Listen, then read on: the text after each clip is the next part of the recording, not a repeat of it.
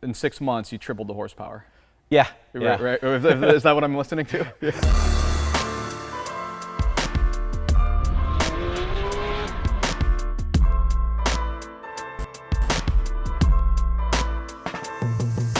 And when you're done cleaning, don't forget to seal it with Voodoo Ride nanotechnology sealant. Safe on all exterior solid surfaces, easy spray-on, wipe-off application, provides superior hydrophobic protection that lasts for months. Here's a truck that hasn't been cared for in its 45 years of existence. Look at that shine coming out. Follow the link below. Get yours today. It's on Amazon. So it's easy. Stop being lazy. Clean your damn car. Get these products and more by following the link in the description. Welcome back to an all-new season of Build Biology, where we took a look at the wildest rides that we could find. No expense has been spared with our set design, but where we did put a little extra effort into it is with our newest, latest, and greatest host, Betim from BBI Autosport. Oh, you're gonna shoot fire for us? I'm gonna try. I'm gonna try to shoot fire. I worked at Porsche Motorsport for a stint from 03 to 07. And then shortly after that, started BBI.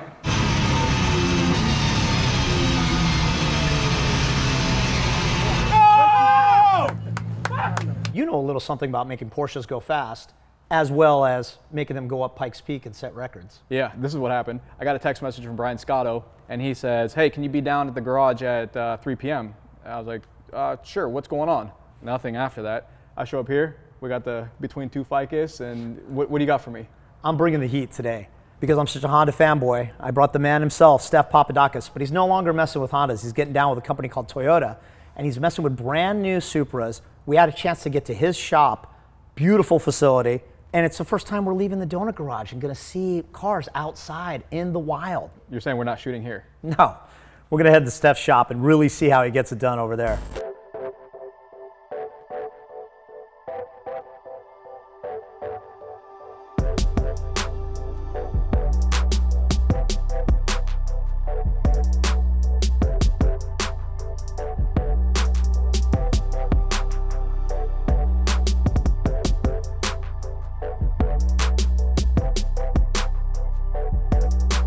Stephen, I'm a little bit of a noob on the FD scene and the import scene. Tell us a little bit about how we arrived here to talk about this together.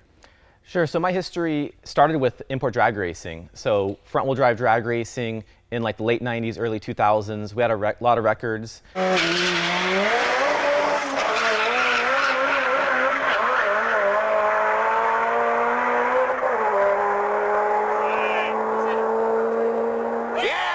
Later went to rear wheel drive drag racing, 1,600 horsepower, turbocharged V6s.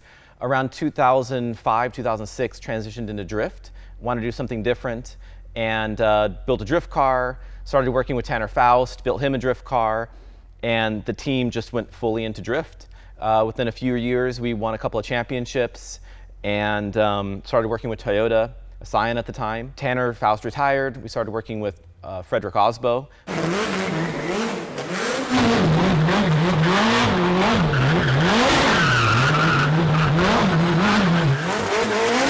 Who drives the Supra, and he won a championship with us, and we've been going strong ever since. There's about a 20-year compression of what we're here now. That's awesome. But let's talk about this car. It's a new Supra. It's amazing, beautiful execution from what I've got to poke around with, but teach me a little bit more about kind of your guys' approach and the challenges. Let's start there. We got our hands on this car near the middle or end of 2019 with the idea of getting the engine out of it, the B58 engine, the inline six, and then trying to make 1,000 horsepower. Because the first step we said in being able to run this Supra in Formula Drift competition was to make enough power out of the engine. Pulled the engine out, we tore it down, and by the end of 2019 we were able to make 1,000 horsepower with it. In 6 months, you tripled the horsepower. Yeah. My philosophy with motorsport is, number one, you got to make sure you have the horsepower that you need to be competitive. Right. Number two will be you need to have the tire that you need to be competitive.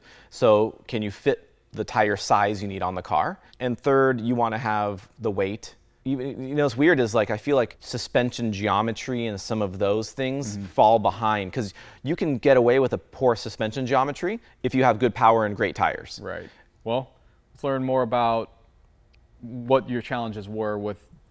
starting from the engine and tripling the horsepower and trying to make something reliable and take the abuse of the FD circuit.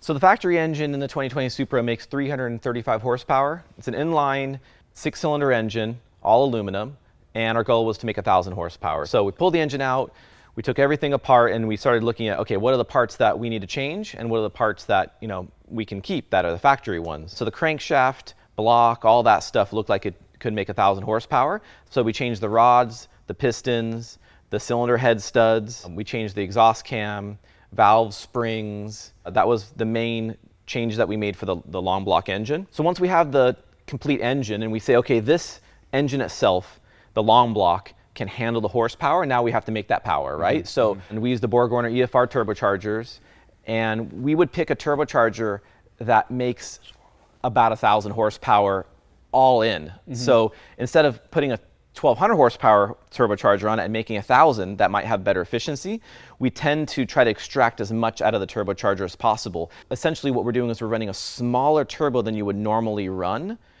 in order for it to have more response at lower RPM and get boost earlier and all of these things, and lose some of the efficiencies at the higher boosts. So maybe we have higher inlet air temperatures into the engine, which could reduce power, but we'll trade some of that high power reduction to get some low RPM response and some more low-end torque. Yeah, I see. So you're building up that curve, and you want to have max efficiency with the most amount of usable power rather than that peak number. Yep, and we'll sacrifice some of that peak number to get more of that down low. That makes perfect sense. I am seeing some 3D printed stuff. Does it help speed things along instead of having to hand fab everything? And you know, how did you shorten that time frame of build up that much? The way we use 3D printing is within our flow of building parts, right? So if we have something we want to build, like let's say this sensor bracket. Right, I saw that. That's right? awesome. Yeah. So we'll sketch it out on how we want it designed. So maybe some critical measurements of where it's going to bolt up, some of the sensor dimensions and stuff like that. And then we'll go into the computer and then computer aid design, a CAD design it, and then 3D print it out of plastic. And sometimes that's a usable part, like in that bracket. Yeah. But if we're doing something maybe like a bracket for an engine or a pulley or something like that, we'll 3D print it. We'll then test fit it. Does that look familiar right down there? So before you go cutting metal on a mill, you're going to 3D print it, bolt it up, make sure it clears everything. Yep. Then we can go back, change the model if we have to with any kind of updates. We can either 3D print it again, retest it, or if we're confident that it's good to be machined and manufactured, then we'll send that CAD data out and have somebody else make it, or we'll make it here in the shop. Your intake manifold. Now that, from what I understand, is 3D printed also, but it's not plastic. This is actual 3D printed aluminum. The intake manifold we needed to make because when we switched to the port injectors, the injectors in the intake manifold, there's no provisions for it. There's no holes for it in the factory one. Because we were limited in resources, we were spending time on building the engine and building the car. We didn't want somebody spending a bunch of time on the intake manifold, so we could farm that out and have it 3D printed. Plus the 3D printing was trick. Super trick. Yeah. And want to do something different and kind of go through that whole process of how you 3D print metal. And then that way in the future, when we have more parts that we feel that could be 3D printed, we've already been through that process and we can do it efficiently. Right, that's awesome. I mean, it's a small car, you know, and in drift, is it easier or harder to drift a short wheelbase, long wheelbase car? Can you tell me a little bit about that? Yeah, so the theory is shorter wheelbase, the car will want to change direction quicker. Longer wheelbase, it'll slow everything down, can kind of be easier to drive in some ways.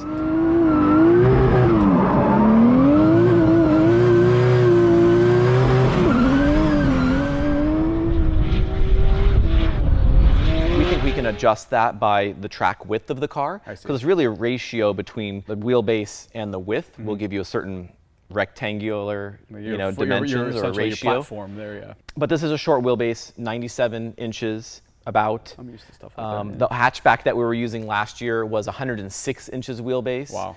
So that is considerable, but so far Freddie's driven the car and he really likes it, and we're starting to think that the wheelbase is a factor, but it's not the determining factor whether it's a good chassis or not. Got it.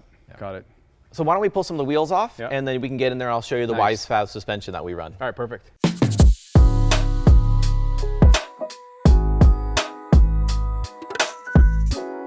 what you're talking about when you have a lot of static camber, when you take your wheel and you put all this angle into it, it naturally wants to stand it up and create a flatter contact surface based on the caster you're talking about, the setback of the damper. But this is what I wanted to see. How are you guys getting this much? It just keeps going, that much angle. Yeah. Within Formula Drift rules, we have to use the factory cross member. Got it. So this is the factory aluminum Supra cross member. WiseFab makes the custom suspension arms. So in previous cars, we've, like the Corolla and stuff that no one else drifts, we had to design and do our own suspension. But WiseFab already had some designs for suspension on the Supra. And then RSR builds all of our coilovers. Right. And you'll also notice the big brakes. Yeah. StopTech makes these brakes for the Supra, and this was a bolt-on deal. And normally they have their hats in black, but we decided to anodize them in red because I like red. Yeah, I see the red highlights. I mean, this is road race big. Yeah, typically, because we're trying to make cars lightweight, we've gone for much smaller, lighter weight rotors and calipers and such. But on this car, because we're in the big back tire and we need to kind of have the car a little bit heavier, we're fine going with a larger brake system this time. These brakes are actually relatively lightweight compared to their size, and so we're fine using these. Very cool. One set of calipers, the front caliper in one of these is traditional. You hit the foot brake, it activates all four of those calipers just like a normal car. Some of the drift cars, they'll put a little handbrake in line because we want a hydraulic handbrake. It makes it easy to modulate and really easy to lock up the back tires so the driver can do that when he wants to. When you put them in line with the rear caliper, you can have some talking between the handbrake and the foot brake. So if you're on the foot brake and you pull the handbrake, it gets stiff and it doesn't respond very well. Same thing if you're on the handbrake to the foot brake. Right. So what we do is we just separate those whole systems. There's a handbrake in the car that has its own master cylinder that comes out and it actuates both of these secondary rear calipers. I see. And so they're two separate systems. So it's more comfortable for the driver, it feels better, but also we can run different friction brake pads. The drivers will do some left foot braking. We typically run a pretty low friction foot pad. It doesn't try to slow down the rear as much as the front. So very front biased brakes on the foot. And then the handbrake, we want it to be able to lock up easily, so we use a higher friction pad on the secondary caliper. Everything back here is, again, infinitely adjustable and kind of translating from the front to the rear and all going back to the OEM subframe. I see that. Yeah, so we have to run the factory subframes, but we're allowed to solid mount it. So we take out the rubber mounts and we machine these solid aluminum subframe bushings. There's no more bushings or anything in the suspension. It's all rod ends. And WiseFab makes the suspension for the rear here as well. And RSR makes the custom coilover for the back of the car. Nice.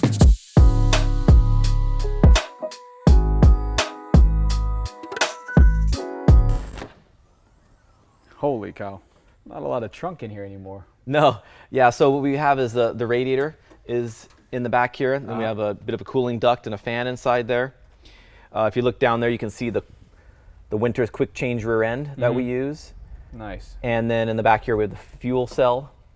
The fuel pumps are inside the cell. We've got our nitrous bottle. Right. And then that's the coolant overflow bottle on the side there. Oh, coolant overflow. And then fire suppression right here. Yep. Awesome. And then if you peek down here, you can see one of the Motec PDMs and some of the wiring. Oh, I see, right there, yeah. The way the rules are, you're not allowed to modify so much in the middle of the car, but behind the rearward most suspension point, you can do whatever you want. Oh, I see. So what we do is we essentially cut the back of the car off, and we take all of this bodywork off the factory stuff, and we build our own strong substructure and also a strong crash bar that's underneath the bumper, inside the bumper here. I see. That way, if the car takes some hits at the track, we can repair it, or if it's a big hit, then we can do all those repairs here at the shop, versus having to go to the body shop and replacing big panels. Let's go have a look at the inside of the car.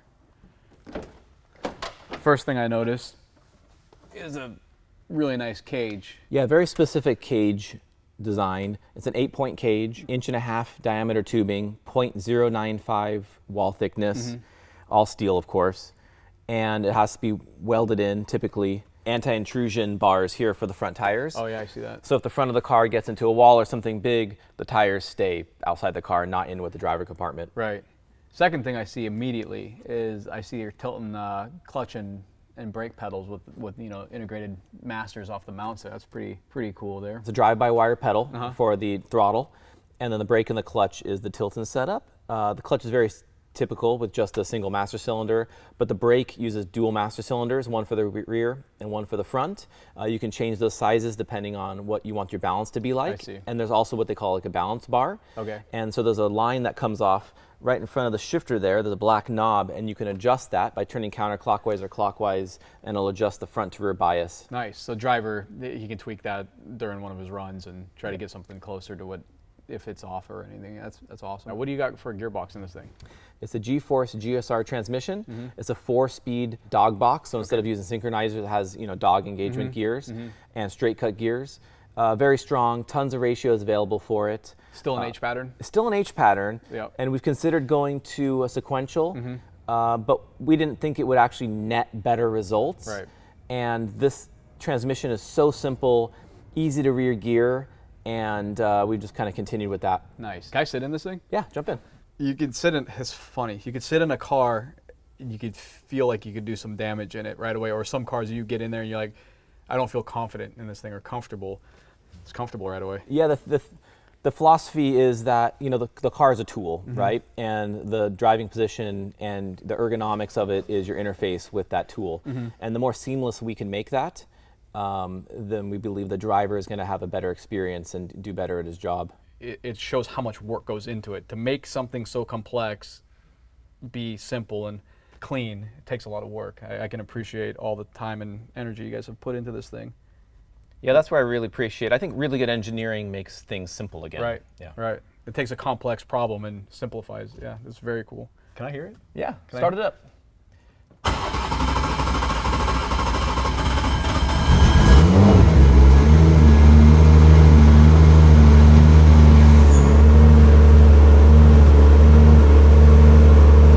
Sounds beautiful.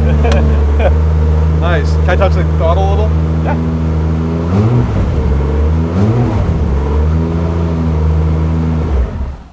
All right, now I definitely need to go for a ride in this thing. Yeah.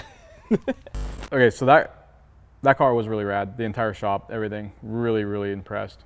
The amount of energy that went into that build for such a short amount of time. I mean, I can relate a little bit. Taking something that's never really been modified and done and putting together I don't know much about that stuff, but I'm looking at it, that's a championship car. And Right? yeah, built by a championship builder with a championship driver. And also the fact that there is a replacement for the displacement that is 2JZ, that he actually did a full B58 engine development program with the new chassis, with everything else. I love how you got into that. Made 1,000 horsepower and a reliable 1,000 horsepower.